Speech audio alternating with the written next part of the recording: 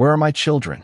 The words cut through the roar of the helicopter blades as Ethan Carter stepped down onto the cracked pavement, his polished shoes inches from puddles left by last night's rain, his dark coat whipping in the wind as stunned onlookers gathered at a distance, whispering and pointing at a machine that did not belong in a place like this, a place where broken streetlights flickered and every building seemed one missed paycheck away from collapsing. Yet here he was, one of the most powerful CEOs in New York, standing in the middle of it all as if he owned not just the skyline miles away, but this forgotten corner too, his sharp eyes scanning every face, every doorway, every shadow, searching for an answer to a question he himself didn't fully understand why he had asked, because just 12 hours ago, none of this existed in his world. 12 hours ago, he was seated at the head of a 40-foot conference table on the 62nd floor of Carter Global Tower, reviewing numbers that moved markets and making decisions that shaped industries, until his phone buzzed with a message from an unknown number,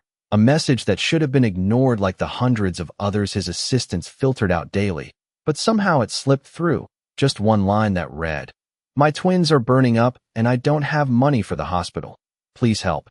And for a moment he had assumed it was a scam, something crafted to exploit sympathy, something beneath his attention, yet there was something about the wording, the lack of polish, the raw urgency, that made his thumb hover instead of swipe, and against his usual instincts he had replied with a single question, "Who is this?" While across the city, in a cramped one-bedroom apartment with peeling paint and a broken heater, Lily Harper stared at her phone in disbelief, her hands trembling as she realized she had texted the wrong number. She had meant to reach a local clinic she found online, a last desperate attempt after being turned away twice already, and now a stranger had answered. A stranger who had no reason to care, yet her children lay on a worn-out couch behind her, their small bodies flushed with fever, their breaths uneven, and time felt like it was slipping through her fingers faster than she could catch it. So instead of correcting the mistake, she typed back, "I'm sorry, I think I texted the wrong number, but I don't know what else to do." And that should have been the end of it, a brief exchange lost in the noise of a busy day. Except Ethan didn't put his phone down. He didn't hand it off to an assistant. He didn't forget. Instead, he asked for an address, and within minutes his entire schedule shifted in a way that left his executive team exchanging confused glances. Because when Ethan Carter made a decision, he didn't hesitate, he didn't second-guess, and he certainly didn't explain. He simply stood up, grabbed his coat, and said 5 words that no one in that room would ever forget. "Get the helicopter ready. Now." And now here he stood, in a place he had never been, asking a question that echoed louder than the blades above him, his voice carrying a weight that made even strangers step aside, as if the answer mattered more than anything else in the world.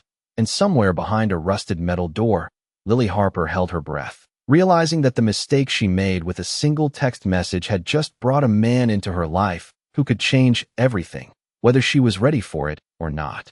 The wind from the helicopter had barely settled when the rusted metal door creaked open just a few inches, and Lily Harper stood frozen behind it, her fingers gripping the edge so tightly her knuckles turned pale, her heart pounding so loudly she could barely hear anything else, because standing just a few feet away was not just a stranger, but a man who looked like he had stepped out of a completely different world, his presence sharp and controlled, his gaze focused in a way that made it impossible to hide. And for a moment she considered closing the door, pretending none of this was real, pretending that the message had never been sent. But then one of the twins coughed weakly from inside the apartment, and that sound alone broke whatever hesitation she had left. So she opened the door just enough to step into view, her voice unsteady as she said, "I am Lily." And Ethan's eyes immediately locked onto her, not with judgment, not with impatience, but with a level of attention that made everything else fade into the background, as if the entire city had narrowed down to this one moment. And without wasting a second he asked, "Where are they?" And she turned without answering, leading him inside a space that was barely large enough for 3 people to move comfortably, the air warm and still, the kind of place where time seemed to slow down under the weight of constant worry. And there on the worn couch were the 2 children, identical in appearance, their small faces flushed, their breathing uneven but steady. And Ethan stopped mid-step, something in his expression shifting in a way that even he did not expect, because it was not just concern, it was recognition, not logical, not something he could explain, but something that hit deeper than reason. And Lily noticed it immediately, the way his shoulders tensed slightly, the way his eyes softened for just a fraction of a second before returning to that composed exterior, and she felt a sudden wave of uncertainty, because this situation had already gone far beyond anything she could control. So she spoke quickly, almost defensively. "I did not mean to text you. I thought you were the clinic. I am sorry if I caused trouble." But Ethan did not respond to the apology. Instead, he stepped closer, crouching slightly to be at eye level with the children, his voice quieter now, but firm. As he asked, "How long have they been like this?" And Lily swallowed before answering. "Since last night. It got worse this morning. I tried 2 hospitals, but they said I needed insurance or payment first." And for a brief moment there was silence, not empty silence, but the kind that carries a decision forming. And when Ethan stood up again, there was no hesitation left in him, no trace of doubt, just clarity. And he turned toward the door and spoke into the small device in his ear. "We are bringing them in. Prepare the pediatric unit and notify the team." His tone calm, but absolute, the kind of tone that did not require repetition. And then he looked back at Lily, meeting her eyes directly as if making sure she understood every word that followed. "They are going to get the best care possible, starting now." And she blinked, struggling to process how quickly everything was moving. How a problem that felt impossible just hours ago was suddenly being handled as if it had never been an obstacle at all. Yet fear still lingered beneath the surface. Fear of the unknown, fear of what this help might cost. So she asked the one question she could not hold back. "Why are you doing this? And for the first time since arriving?" Ethan paused, not because he did not have an answer, but because the truth was not something he was ready to say out loud. Not yet. So instead he gave the only response he could offer in that moment. "Because you asked for help." Simple, direct, and somehow not the full story. And before she could question it further, the sound of footsteps approached from outside as medical staff moved quickly but carefully into the apartment, transforming the space in seconds. Checking the children, speaking in calm, professional voices, and Lily stepped back instinctively, watching as everything she had been fighting alone was suddenly taken out of her hands, replaced by efficiency and certainty. And through it all, Ethan remained close, not interfering, not commanding the room, but present in a way that made it clear this was only the beginning of something much larger than either of them fully understood. The narrow apartment that had felt suffocating just minutes ago was now filled with controlled movement as 2 medical professionals carefully checked each child, their voices calm and precise, creating a rhythm that steadied the chaos Lily had been living in for days. And as one of them gently lifted the first twin into a portable stretcher, Lily instinctively stepped forward, her hands hovering as if she needed permission to let go. But the nurse offered a reassuring smile and said, "We are taking good care of them." And those simple words carried more weight than anything Lily had heard in a long time. Yet her eyes kept drifting back to Ethan, because none of this made sense without him. None of it would be happening without him. And he stood near the doorway, watching everything with a quiet intensity, not rushing, not interfering, but fully present, as if he had already committed to seeing this through no matter what it required. And when the second child was secured and both were carefully carried out toward the waiting helicopter, Lily hesitated for just a second before following, her heart racing as she stepped outside into a scene that felt unreal. Neighbors whispering, phones raised, the spinning blades above cutting through the gray sky. And for a moment she wondered if this was how life changed, not slowly, not predictably, but all at once, without warning. And as she climbed into the helicopter with help from the medical team, she found herself sitting across from her children, her eyes locked on them as if afraid they might disappear if she looked away. And then Ethan stepped in last, taking a seat opposite her, the door sliding shut with a solid click that separated them from everything below. And as the helicopter lifted into the air, the ground shrinking beneath them, Lily felt a strange mix of relief and fear. Relief that help had finally come, and fear of what came next, because she had no control over any of it anymore. And after a few seconds of silence she spoke, her voice quieter now, almost uncertain. "You did not have to do this." and Ethan met her gaze steadily before replying. I know, his tone calm. Not defensive, not dismissive, just certain, and that certainty made it harder for her to argue, harder to question, because it felt like he had already decided something she had not yet figured out.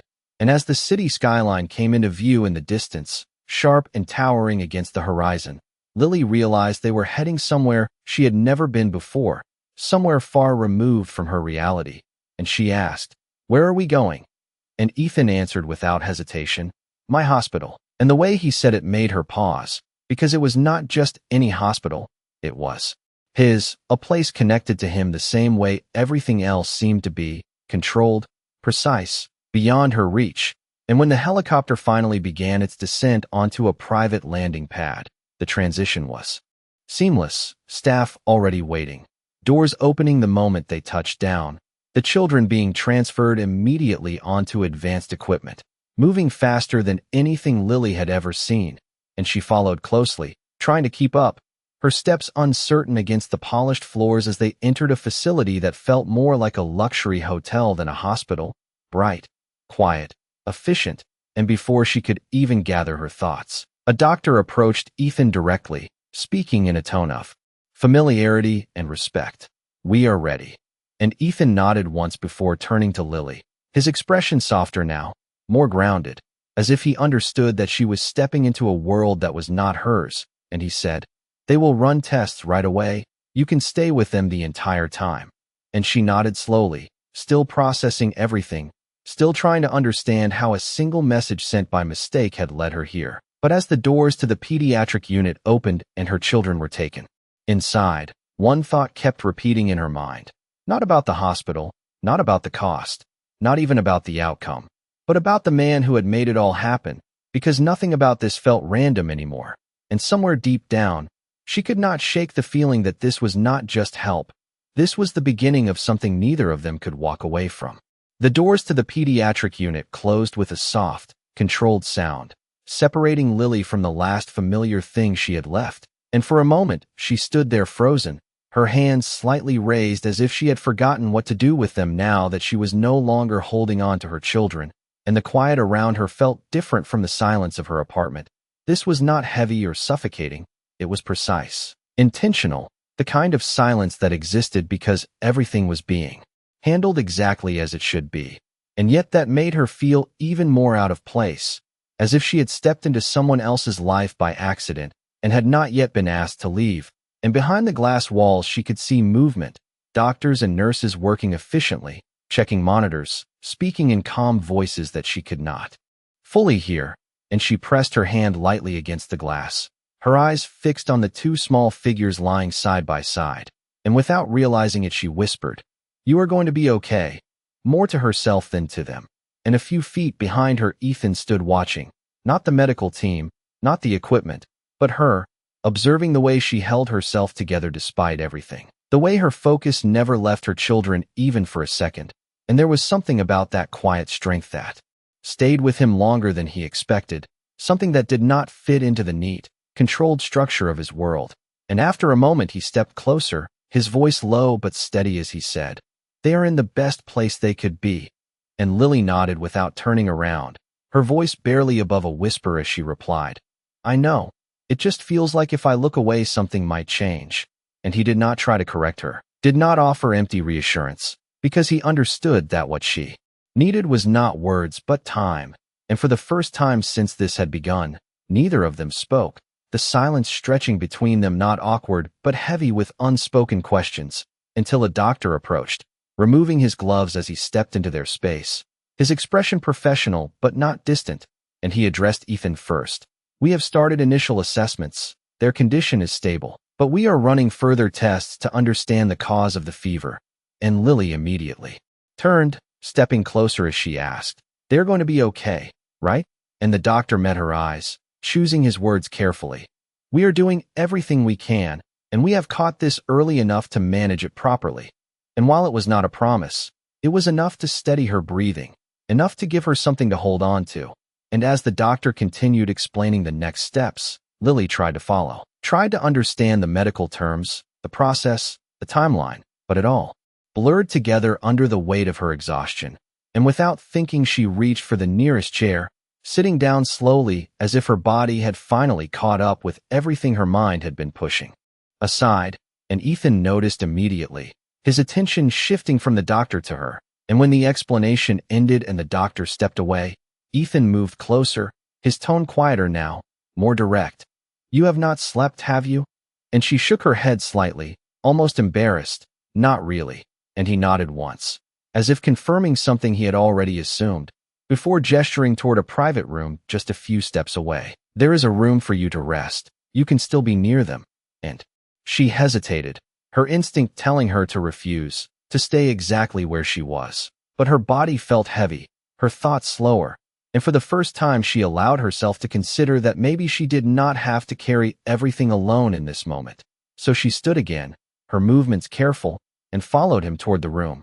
And as they walked, she glanced at him briefly before asking, "Do you always do this?" And he looked ahead, his answer coming without pause, "No." And that single word lingered between them longer than anything else he had said, because it confirmed what she had already begun to suspect, that this was not normal for him, that whatever was happening here mattered in a way that went beyond a simple act of help. And as she stepped into the quiet room and turned back toward the glass where her children lay, she felt it again, that subtle shift in everything around her, as if the path she had been on had quietly changed direction, and there was no going back to the life she had known before. The room was quiet in a way Lily had never experienced before, not the kind of silence that came from loneliness or exhaustion, but a calm, controlled stillness that felt almost unfamiliar. And as she sat on the edge of the bed, her eyes drifting back to the glass wall that separated her from the pediatric unit, she could still see the faint outlines of movement, the steady rhythm of people who knew exactly what they were doing. And for the first time in what felt like days, her shoulders lowered slightly, not because the situation was resolved, but because she was no longer the only one carrying it, and that realization alone made her chest feel lighter, even if just a little. Yet her mind refused to fully rest, replaying everything that had happened in the past 12 hours, the message, the response, the helicopter, the man who stood just outside her world and somehow stepped directly into it without hesitation, and she could not understand why, because nothing about her situation should have reached someone like him. Nothing about her life intersected with his, and yet here he was. And that question kept circling in her thoughts until the soft sound of the door opening pulled her attention back, and Ethan stepped in, his presence as composed as before, but now there was something quieter in the way he moved, less urgency, more intention, and he paused just inside the room as if giving her space to react, and she straightened slightly, instinctively aware of him even without looking directly. And after a brief moment he spoke, his tone even. "The initial results are coming in soon." And she nodded, her voice steady but still carrying a hint of uncertainty. "Thank you." And the words felt too small for what he had done, too simple for something that had completely shifted her reality. But she did not know how else to say it, and Ethan seemed to understand that, because he did not respond with dismissal or formality. Instead, he stepped closer, stopping just a few feet away. And for a moment neither of them spoke, the silence stretching again. But this time it felt different, less heavy, more like something waiting to be acknowledged. And then Lily finally asked the question that had been building since the moment he arrived. "Why did you really come?" And this time Ethan did not answer immediately, his gaze lowering slightly, as if considering something deeper than the surface explanation he had given before. And when he looked back at her, there was a shift, subtle but undeniable, as if he had decided not to avoid it completely. "Because something about that message did not feel like a mistake," he said, his voice calm but more personal now. And Lily frowned slightly, not fully understanding, and he continued, "People ask for help every day, but most of the time it feels distant, detached. This did not." And she held his gaze, searching for more, and after a brief pause she asked, "So you just followed a feeling?" And he gave a slight nod. "I trust my instincts." And while the answer sounded simple, it carried a weight that made her realize there was more behind it than he was saying, more that he was choosing not to reveal, at least not yet.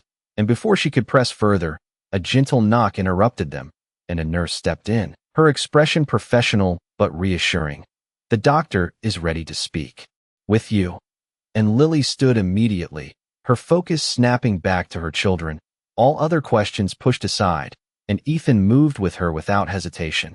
And as they walked back toward the pediatric unit, the atmosphere shifted again, anticipation replacing uncertainty, and when they reached the doctor, he greeted them with a calm confidence that steadied the moment. "We have identified the cause of the fever, and it is treatable."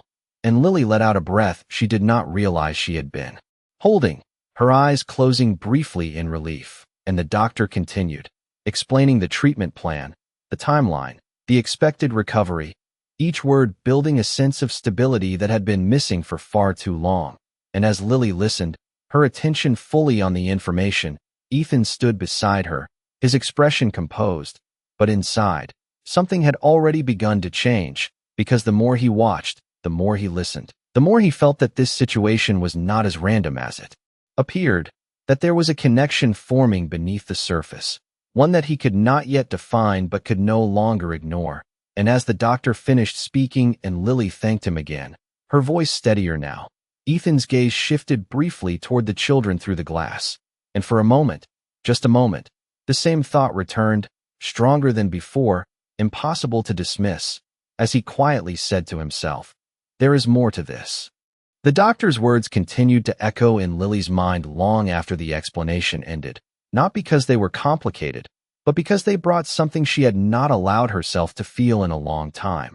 Relief that felt real, not temporary, not fragile. And as she stood there watching her children through the glass, now resting more peacefully under careful supervision, her shoulders slowly relaxed, her breathing steadier, and for the first time since this began, she allowed herself to believe that everything might actually be okay.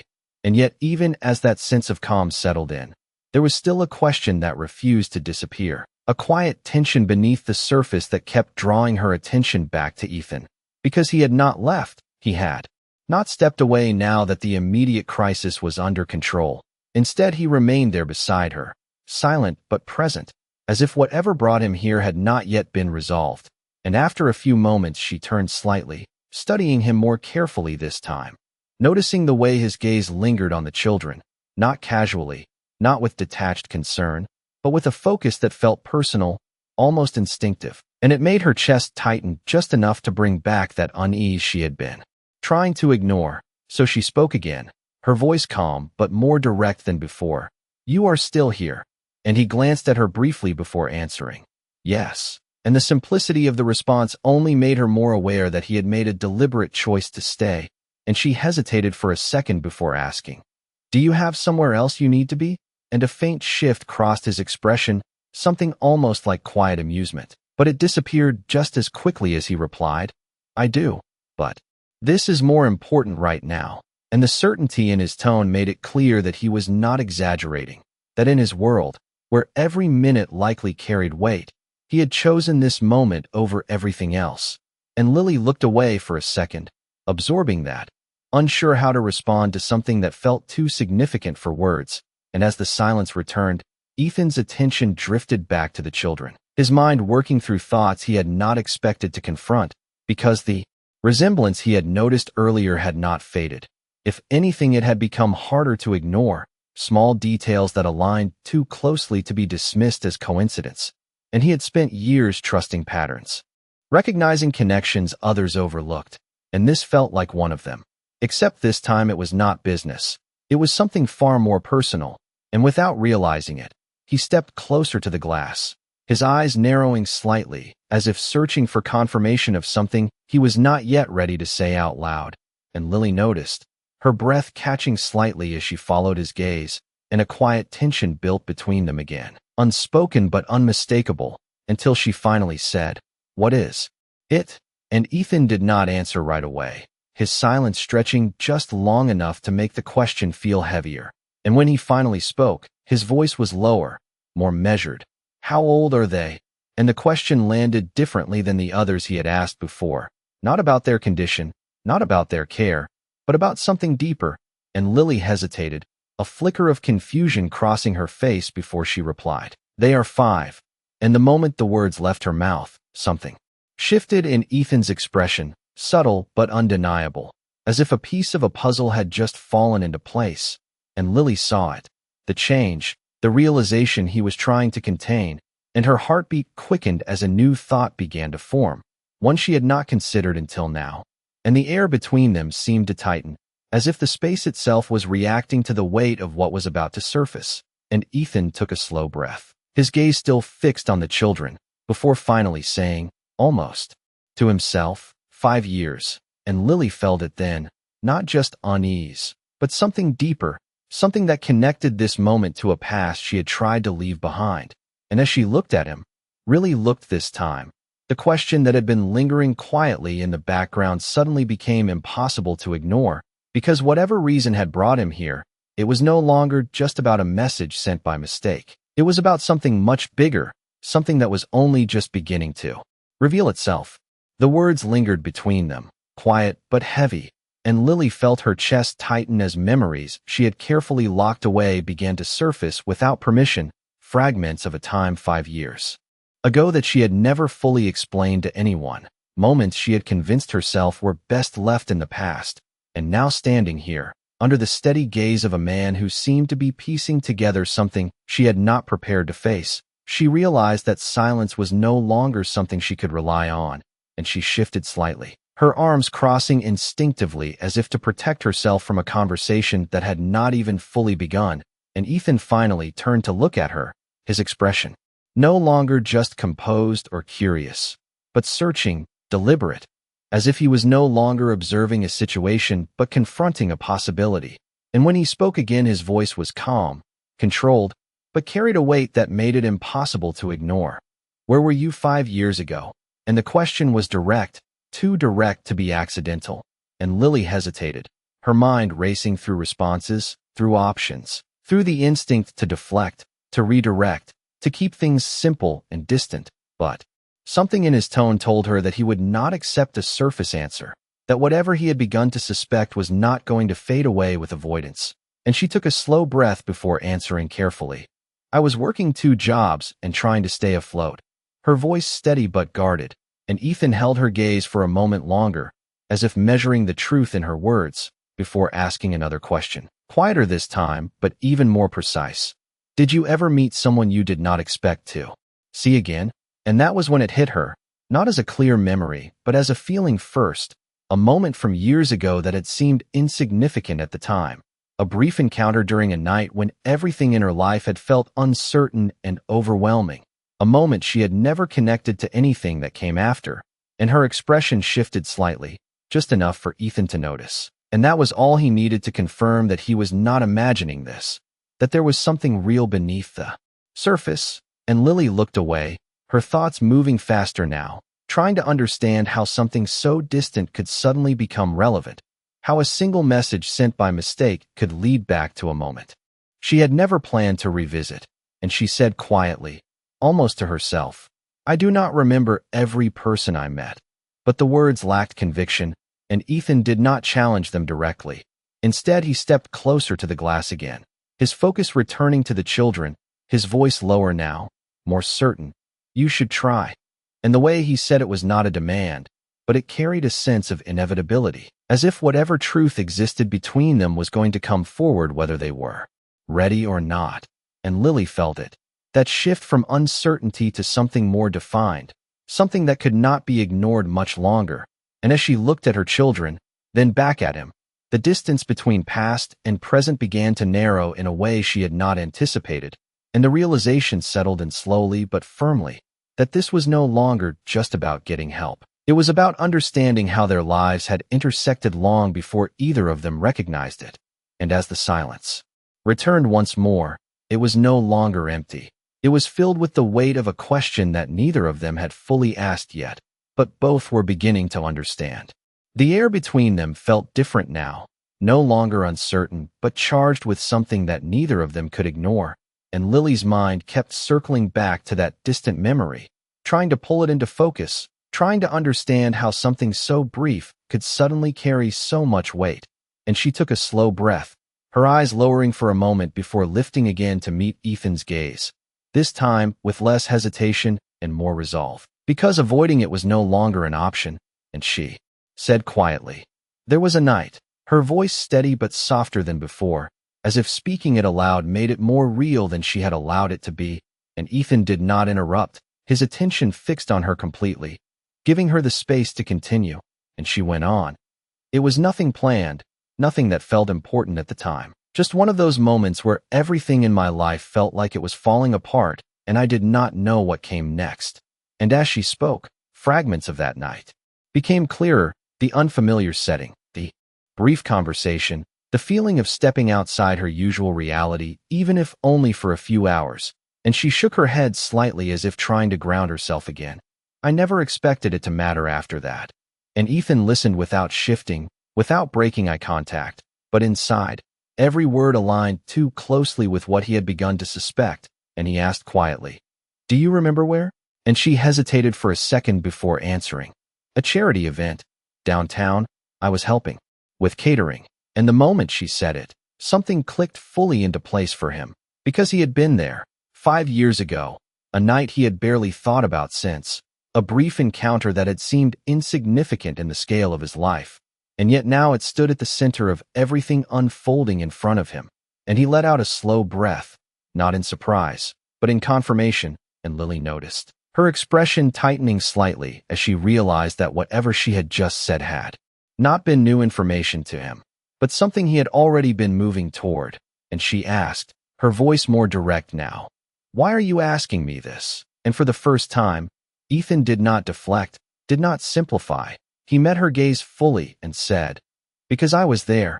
And the words landed with a clarity that left no room for misunderstanding, and Lily felt the ground beneath her sense of certainty shift. Not dramatically, not all at once, but enough to make everything feel slightly off. Balance, and her mind moved quickly, connecting pieces she had never considered connecting before. The timing, the children, the resemblance she had not wanted to question, and she looked back toward the glass where the twins rested, then back at him, her voice barely above a whisper. "That does not mean anything." But even as she said it, she knew it was not entirely true, and Ethan did not argue, did not push. Instead, he spoke with the same calm certainty he had carried since the beginning. "It might not, but it is enough to ask the right questions." And the simplicity of his response made it harder to dismiss, harder to ignore, because it did not force a conclusion. It only opened the door to one. And Lily felt the weight of that, the realization that this situation was no longer just about the present. It was tied to a past she had never expected to revisit. And as she stood there, caught between what she knew and what she was beginning to question, one thing became clear: whatever answers existed were not going to stay hidden much longer, and the truth, whatever it turned out to be, was already closer than either of them had been prepared for. The silence that followed felt heavier than anything that had been said, as if the truth had already entered the room even though neither of them had fully spoken it aloud. And Lily stood there with her thoughts racing, her eyes drifting back to the twins behind the glass, their small faces calmer now, their breathing steady under the watchful care of the medical team. And for a moment, she tried to hold on to that image, to focus only on what mattered most, their safety, their recovery. But the connection that had just been revealed would not fade into the background. It pressed forward, demanding to be acknowledged, and she turned back to Ethan, her voice more grounded now, less uncertain but still careful. "If what you are thinking is true, why did you not say it earlier?" And Ethan held her gaze without hesitation, his expression composed but no longer distant.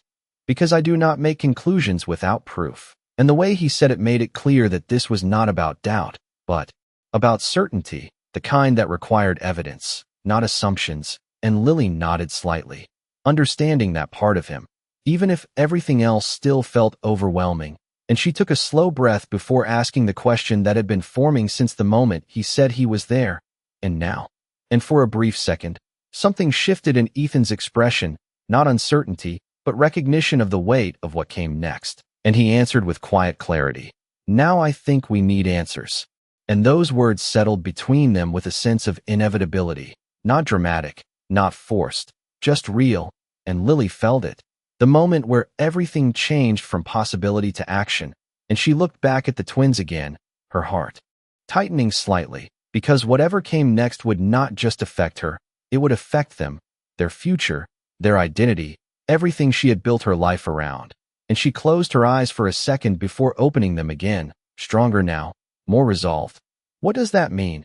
And Ethan did not hesitate this time, his voice steady and direct. It means we confirm the truth, the right way. And even without him saying the exact words, she understood, and the thought sent a quiet wave of tension through her, not fear exactly, but the awareness that there was no turning back once that step was taken, and for a moment neither of them spoke, the weight of the decision settling in fully, until Lily finally nodded, slow but certain. Okay. And that single word carried more strength than anything she had said before, because it meant she was ready to face whatever came next. And Ethan acknowledged it with a slight nod of his own, as if an unspoken agreement had just been made. And then he added, his tone softer but still firm. Until then, nothing changes for them.